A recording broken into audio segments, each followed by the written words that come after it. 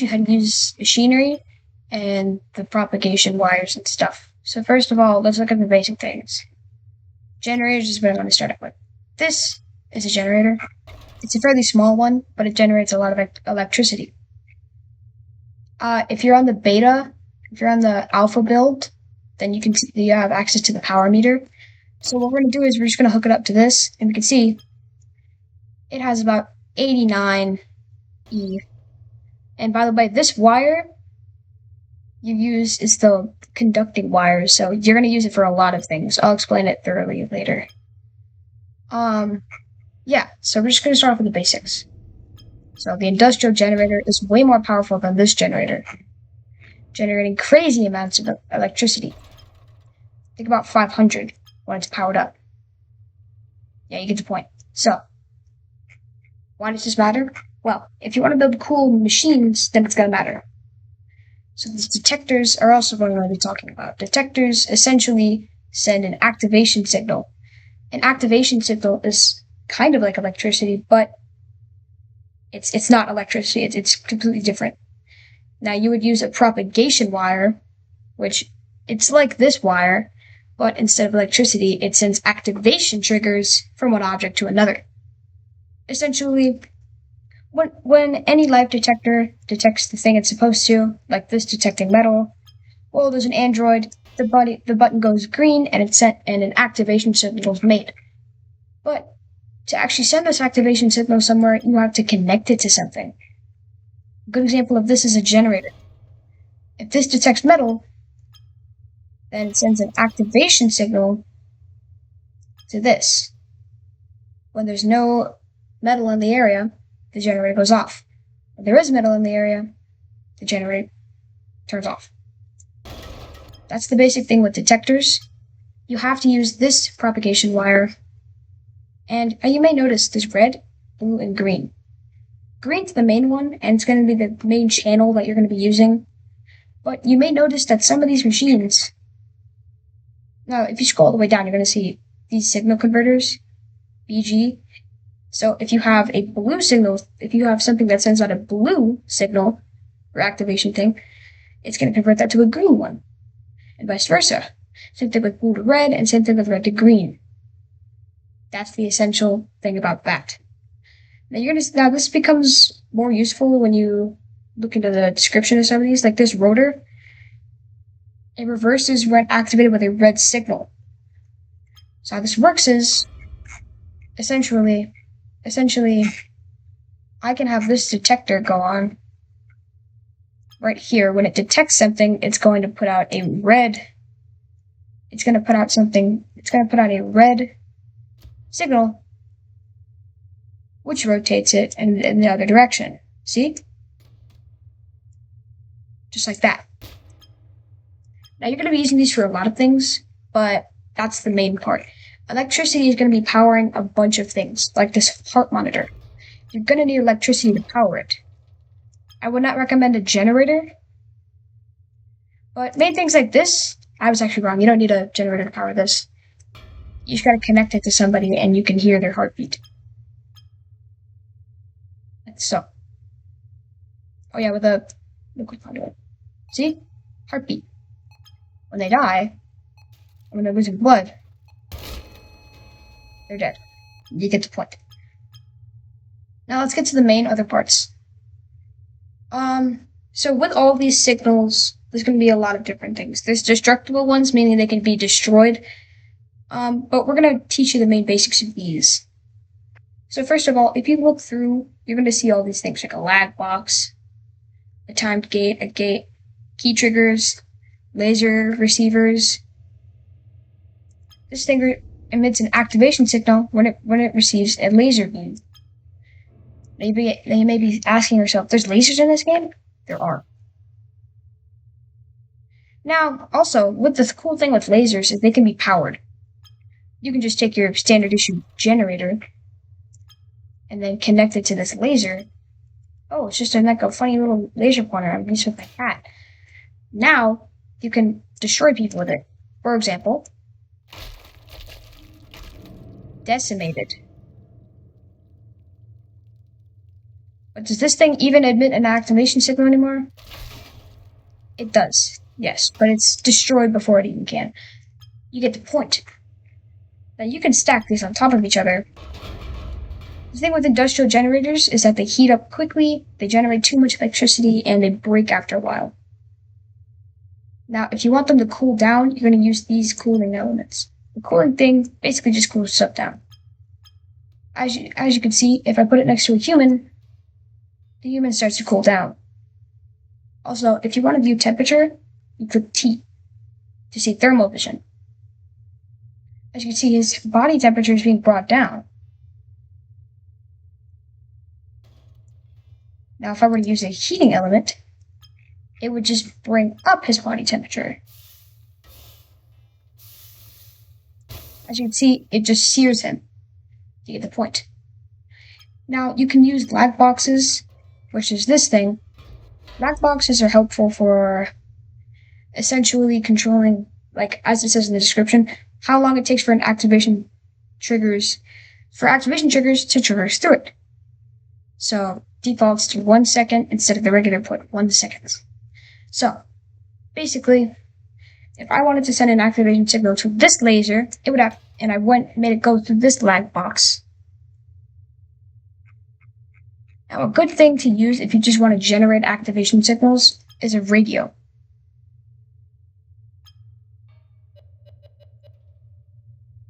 But radios don't really work that well. I would not recommend using them for that. So how do you? Now, one way you could do this is just have a laser pointer here, and then it would send a propagation wire through here to that laser. See?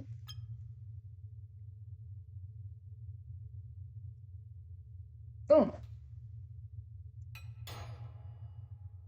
It's lagged by 1 second.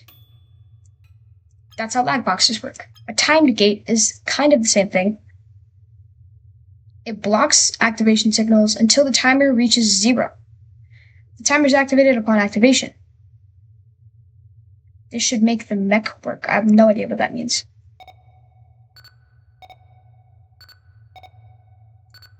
Now you can also change the gate duration. So I'm going to make it 10 seconds. And you can see, after 10 seconds, it goes off. Boom. Now let's make that 5 seconds. Or 3 seconds, actually. And then in 3 seconds, it'll send an activation signal to, let's say, this rotor. Okay? And then to do this, we're just going to use our standard handy dandy laser receiver and a laser pointer so that it generates an activation signal.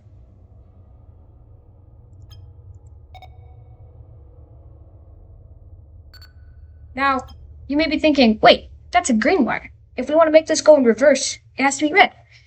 And you're right. Now that brings me to this. Converting red to green. You just flip it and it does the same thing. Now, it would send it through this, and then you would switch over to the red wire to go over to here. And we have to activate it for this to work. Now, after 5 seconds, it starts reversing backwards. See? Now you know.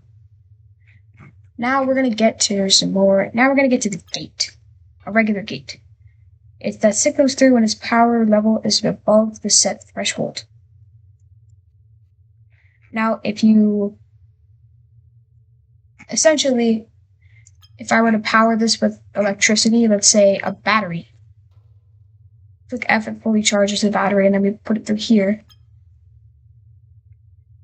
This isn't enough electricity.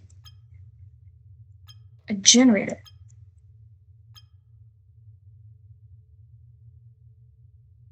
Now the generator makes it so that the activation signal actually goes through. So, let's use our laser emitter, or our laser receiver, and our laser pointer to visualize this. Now the activation signal is going to here, but it's not actually going to, but it's not actually going to go anywhere. It's not actually going to go to this, let's say, this,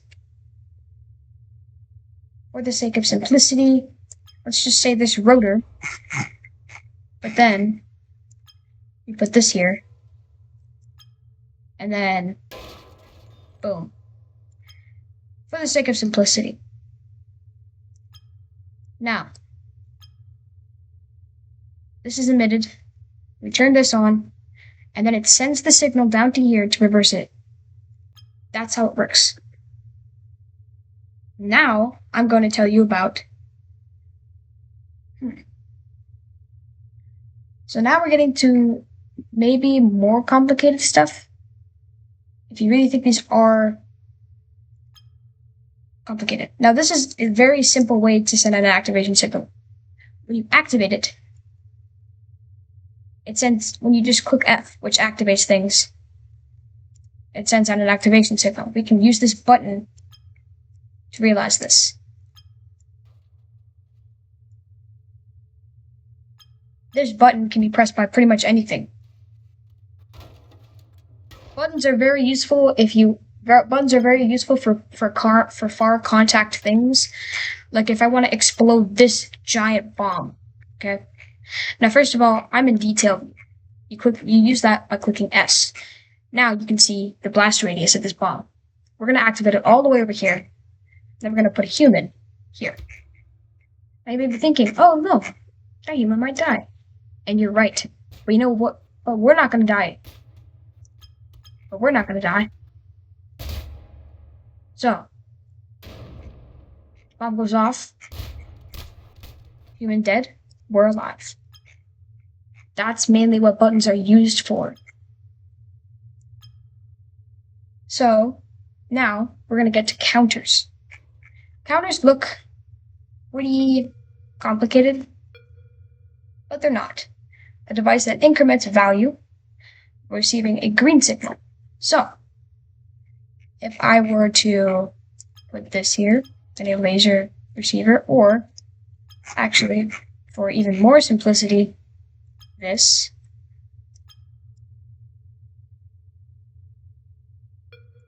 Every time I click it, it goes off. Now, decrements when receiving a red signal. So we're going to have this, but we're going to change it from a green to a red. So, you use this, then you connect it to there. Oh, yeah, so this is a good example of making sure you use the red wire when you're on this side, because otherwise it'll just put a green activation signal. See? Decrements. Now that we have those two down, what does the blue one do? Well, the blue one essentially resets it when it receives a blue signal.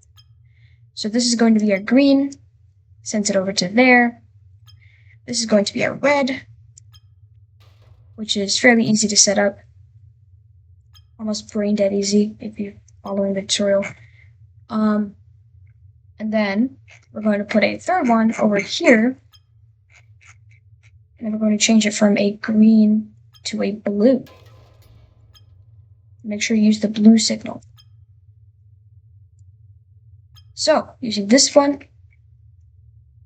does that, this decrements it, and then this completely resets it. Now this is good for scoreboards or whatever device you're using in this game. So yeah, that's what those are good for. I don't want this video to be longer than it already is, so thank you for watching. I will make a part 2 soon.